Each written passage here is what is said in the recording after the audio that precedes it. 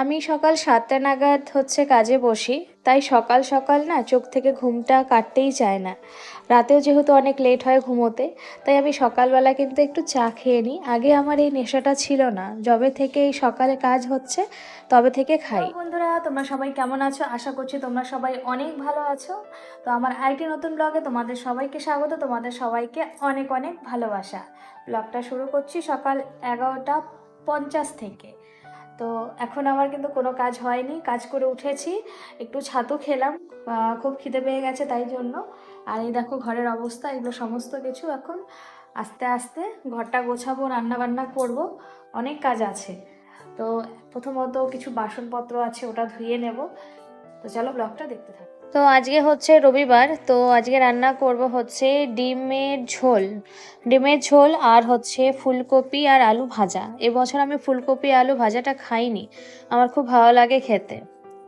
আর বাবুকে দেখো, সব সময় না ছাতু খাইয়ে দিই ওকে, কিন্তু মুখটা ধুয়ে দেওয়ার পরেও না কিরকম যেন সাদা সাদা হয়ে থাকে। তো যাই হোক, এদিকে আমি কেটে বেছে ফুলকপি আলু ভাজাটা বসিয়ে দিয়েছি। ডিম আলু সেদ্ধটা তো আগেই বসিয়েছিলাম ভাতের সাথে, তোমাদেরকে দেখিয়েছি, ওটা সেদ্ধ হয়ে গেছে। আর ফুলকপি আলু ভাজাটাও আমি করে নিচ্ছি। এই ফুলকপি আলু ভাজা দিয়ে না অনেক ভাত খাওয়া যায়, হেভি টেস্টি লাগে। তোমরা কারা কারা খাও জানিও কিন্তু। আজকে একটু অন্যরকমভাবে ডিমের ঝোলটা রান্না করব। ডিমটাকে আমি মাঝ বরাবর কেটে নিয়েছি, কেটে ভালো করে ভেজে নিয়েছি। এভাবে করলে না গ্রেভিটা বেশ ডিমের মধ্যে থাকে, তো হেভি লাগে খেতে।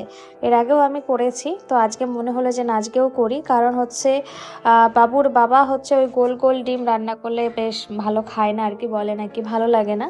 তো আজকে এরকম মাঝখানে ফালা করে দিয়ে রান্নাটা করব। আর বেশি কিছু মশলা দেব না, ওই পেঁয়াজ রসুন এসবই। আদা তো আমরা সেই রকম খাই না, তোমাদেরকে এর আগে ব্লগে বলেছিলাম। তো এভাবে বেশ মশলাটা বেশ ভালো করে কষিয়ে কষিয়ে রান্নাটা করব। তো চলো ব্লগটা দেখতে থাকো। আমি মোটামুটি সকাল 6:30 নাগাদ ঘুম থেকে উঠে যাই। 7টা থেকে 11টা পর্যন্ত আমার কাজ থাকে। তো সেই সময়ের মধ্যে কিন্তু আমি ঘরে কোনো রকম কাজ করতে পারি না, আমাকে অফিসের কাজটাই করতে হয়। 11টার সময় উঠে যাওয়ার পর কিছু হালকা ফুলকা কিছু খাবার খাই, ছাতু বা যেমন দোকান থেকে পরোটা আনলে সেটা খাই। খাওয়া দাওয়া করি, করার পর বাবুকেও ছাতু বা কিছু হালকা খাওয়াই। তারপরে বাবুর জন্য একটু ডালিয়া করি, ওকে সেটা 12টা 12:30 নাগাদ খাইয়ে দিই। আর সাথে আমি রান্নাটাও কিন্তু করতে থাকি। রান্নাটা হয়ে গেলে আমার কিন্তু অর্ধেক কাজ কমপ্লিট হয়ে যায়। আর খুব ফাস্ট ফাস্ট করতে হয়, ঠিক আছে? সেরকম মনোযোগ দিয়ে রান্না আমি করতে পারি না ছুটির দিন বাদ দিয়ে। তারপর ধরো যদি জামা কাপড় ধোয়ার থাকে সেটা আমি ধুয়ে দিই, ঘর মুছে নিই, ফটাফট করি একদম ঝটপট। তারপর স্নান করে পুজো দিই। পুজো দিয়ে আমার খেতে খেতে প্রায় 3:30 থেকে 4টে বেজে যায় মোটামুটি। 4টে বাজে তখনই যখন আমি একটু মাঝখানে একটু আড্ডা মারি, তখনই, নাহলে 3টের মধ্যে হয়ে যায়। তো এদিকে দেখো মশলাটা বেশ ভালোভাবে কষিয়ে নিচ্ছি, আর কিছু বাসনপত্র বেসিনে রয়েছে, ওদিকে তো ঝোলটা হচ্ছে, এদিকে আমি বাসনগুলোও ধুয়ে নিচ্ছি।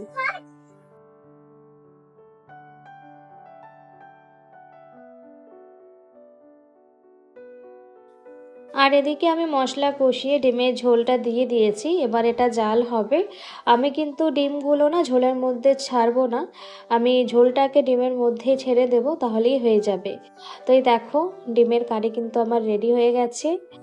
দুর্দান্ত হয়েছিল খেতে, দেখতেও দেখতে পাচ্ছ কত সুন্দর লাগছে।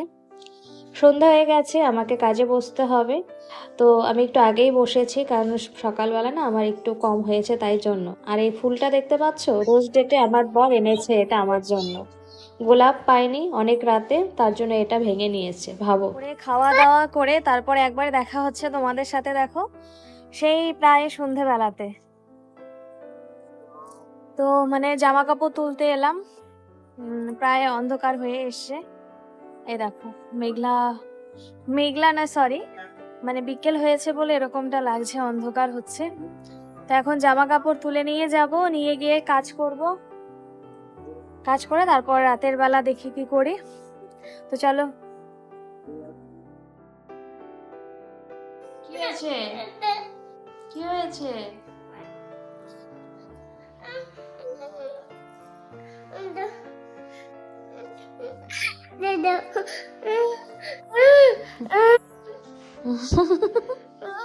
আর এখানে আমি সন্ধেবেলার পুজোটা দিয়ে দিয়েছি।